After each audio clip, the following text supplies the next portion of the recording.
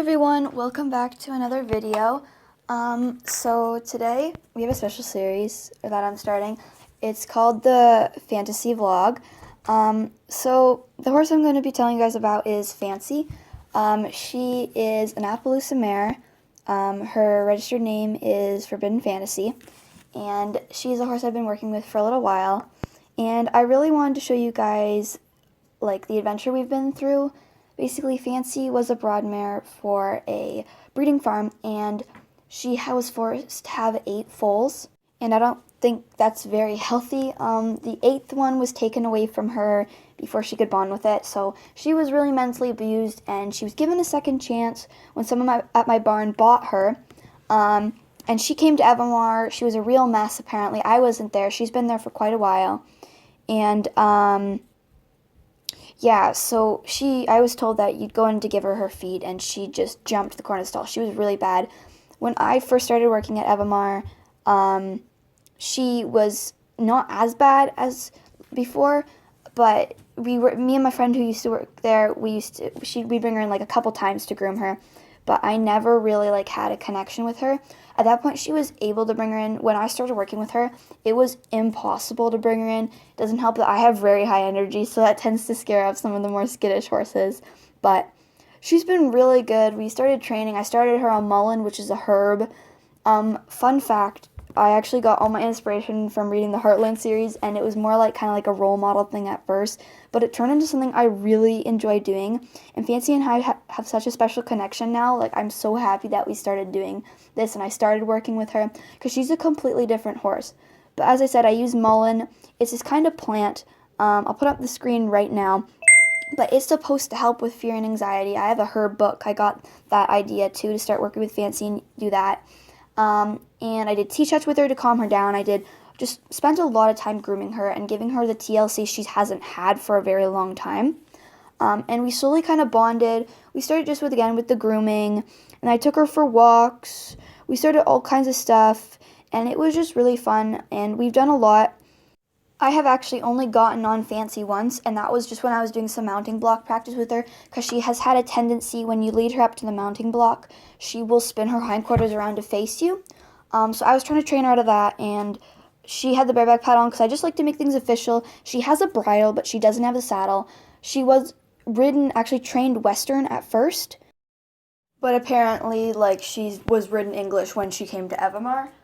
I've gotten on her once. I forget if I already said this or not, but I was doing some mounting block practice with her, and it was just being really good that day. So my friends were there, and they held her for me, and I just sat on her bareback, and I will say it was, like, amazing. I had a ton of fun, and she just totally trusted me. So yeah, Fancy is a really brave girl.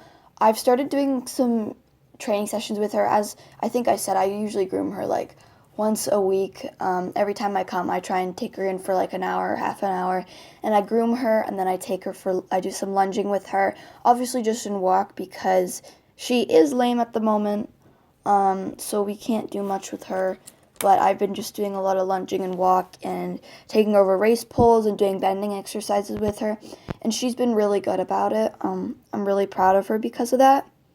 But I think that is pretty much everything in like a nutshell. I'm trying to think, because I wanted to get to the training video, but I want to make sure you guys know the background story. I would say I've been working for her for maybe 5-ish months, probably actually less, but we've come a long way, and I'm really proud of it. She used to put her ears back at anyone who came to her stall, and now she's just like a huge cuddle bunny. Like, you never would have thought that underneath all that anger and fear that she was just a sweet little pony who just wanted to be loved. Yeah. But anyway, guys, let's start the video. I'll show you guys what we've done the last 2 times I've trained with her. I was away 1 week because I was sick, but so I have 2 training sessions on record right now, so I'll show you guys those. Okay, so here's the first session that I had on record. I was just doing some lunging with her. My friend Lexi was there. She was recording. Fancy, again, we're just doing it in a walk, but she has a very speedy walk, and here we're going over the trot poles. She's got that system down pat, I guess. She went over those really well. You saw earlier Yep. she did a couple steps of trot. I think she was just showing off for the camera. She pretty much But, trotted. yeah, sorry if she looks really dirty, guys. She likes getting dirty, so, it's really hard to wash the stains out. The ones on her knees, those are all just Appaloosa markings, that they have. I think I really only did work on poles and on the lunge today. And a lot was switching directions too. I asked her to trot a couple times just to see if she wanted to, but I think her leg was bugging her, or her foot was bugging her, because as I said, she's lame at the moment. It was bugging her, so she just wanted to stick to walk. I tried to change directions here. She's pretty good with that.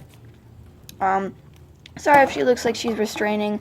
I know this week, so the next video, there's dinner going on usually at the time I work with her, so if she wants to go outside, like, it's just because she can hear her feed being poured in and whatever, so she's gonna want the food, and she also, I guess, smells her friends outside, so she probably wants to go to them, but yeah, I think that's pretty much it. There's me and her, but she's such a good girl. Like, a couple months ago, that wouldn't have even been possible. Okay, so today we changed it, or not today, but a couple days ago we changed it up a bit more. I might go through and edit some stuff because there's a lot of waiting. But again, I took her over a lot of pole work. See how they're not perfect distances, but she measures herself perfectly for, like, being trained Western. And again, sorry for the long waits or whatever. I would edit it out, but I actually really like talking on this. So, as you guys might see, I usually extend the lead rope out like 1 or 2 feet, and that's just so she can, like, look down at them if she wants to. She can decide where to put her feet, and it's not me always being the leader. So it's her deciding where she wants to go and just giving her the freedom to go at any angle she wants to, but also she stays pretty much in the middle. So this weird looking contraption, I actually made this up. It is an exercise I thought would help her with her movements. It's like you basically take them to one of the corners and then make them bend around you without them having to step on these little foam. I don't know if they're foam. They're like almost like pool noodles. They're just filled up with air. They're just inflatable. And we had them at the barn. They were being used for a dressage exercise, so I took a couple of them and I did this with her. Fancy seemed to be pretty good with it. She stepped on the blocks a couple of times, but, like, again, some of that could have been my fault because I didn't put it around as much.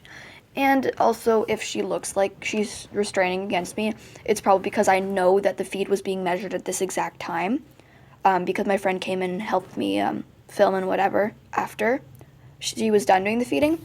Yeah, Fancy was really good with this, and again, I don't know if I switched. I'm too busy trying to think of what to talk about, but she was really good with this, and you got to make sure to do it on both sides because horses need to be trained to do things on both sides. Like, obviously not standing at the mounting block. A lot of horses won't stand the opposite way, but, like, if you're going to teach a horse to steer left, you're going to have to teach them to steer the other direction as well.